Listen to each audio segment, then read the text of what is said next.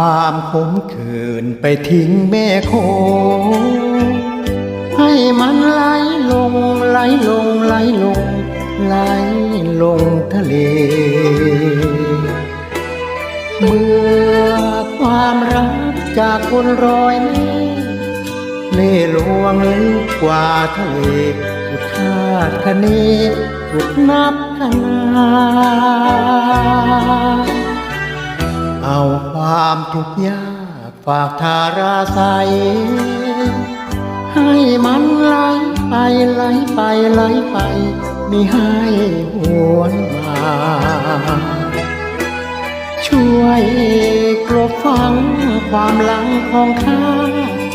บทเรียนรักด้วยน้ำตาแม่คงเจ้าข้าช่วยกลบช่วยหาความเจ็บปวดเป็นเหมือนกรวดทรายผมทิ้งลงไป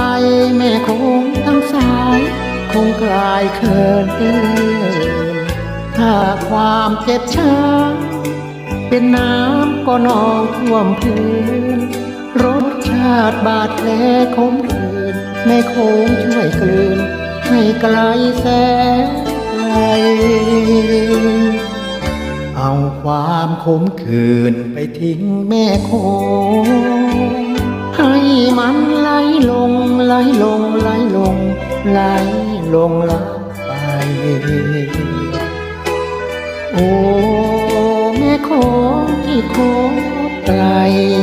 เปรียบยังมีเท่าน้ำใจที่คดเที่ยวไหลกว่าลำโขง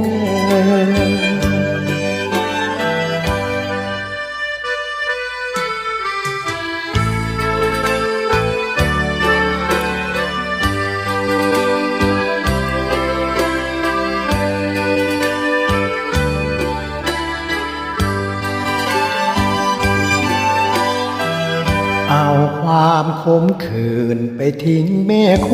งให้มันไหลลงไหลลงไหลลงไหลลงลับไปโอ้แม่คงที่โค้งโคตรไกลเปรียบยังมีเท่าน้ำใจคดเคี้ยวเชี่ยวไหลกว่าลำโขง